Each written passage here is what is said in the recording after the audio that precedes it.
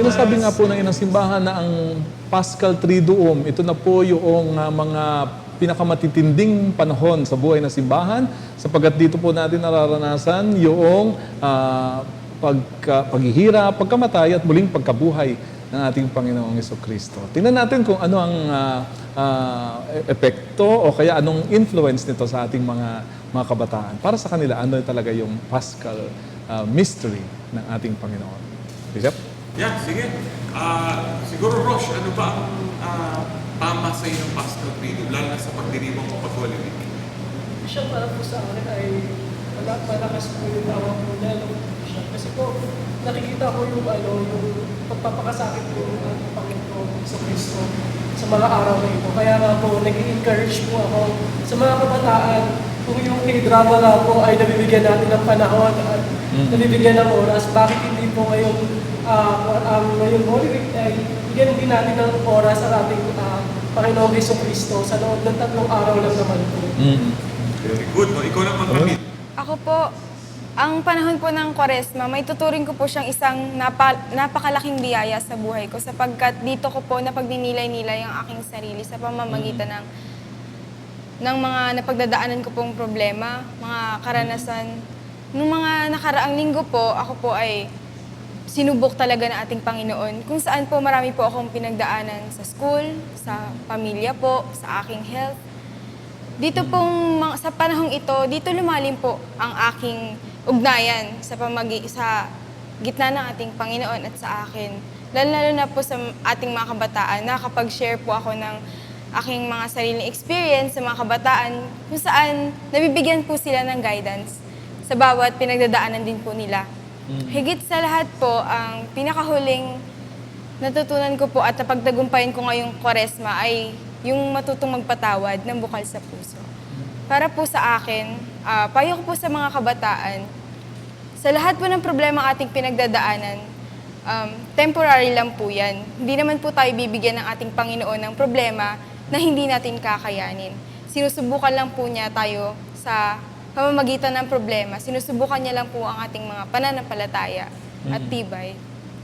Yun lamang po. At sa akin naman, Bishop, sa ngalan din ng ibang mga pare, it is a time of renewal, Bishop, sa priesthood na ipagpatuloy yung paglilingkod. Talagang paglilingkod na pakababang loob katulad ng ginawa ng Panginoong Jesucristo. Kung ito yung ginawa niya para maligtas yung sangkatauhan, palagay ko pwede rin naman kahit kaunti. So every year ako'y nare-rejuvenate mula doon sa Christmas na i-renew yung priesthood. At nandito po kami, Panginoon, upang maglingkod. Very good, no? Ang ganda ng sharing po natin, no? Mula po sa ating mga youth, pati kay Father dito na co-host natin, no? Ang ganda na sinabi ni Rosh, no? Sabi nga, no, yung nagaganap, no, ay lalo na pag Paschal Triduum, no, matinding drama, pero talagang buhay yun. Kung nakakalaan nga tayo ng panahon manood ng drama sa TV, di ba? Bakit hindi ating balikan ang drama ng Panginoon at kung paano ito magbibigay ng pagpapalalim ng ating pananampalataya. Kay Camille naman, no, yung Kwaresma, may dating din, lalo na sa kanyang personal na karanasan at maghihikayat din na lahat ng pagsubok ng buhay, kahit sa mga kabataan, malalampasan natin, di ba? At ating patitindihin ang ating pananampalataya. At ito naman kay Father dito, yung Christmas, humbling experience din sa service at lalong pag-iigtingin yung paglilingkod.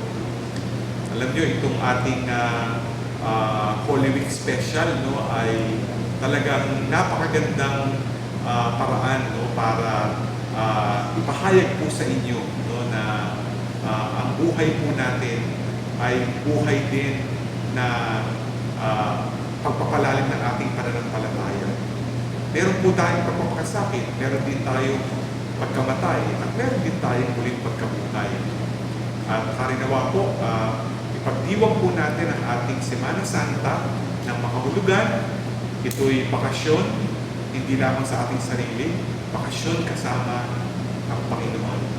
Ito po si Bishop Milo Vergara para sa ating palatuntunan. #blessings. Blessings. Our lives are gifts from above.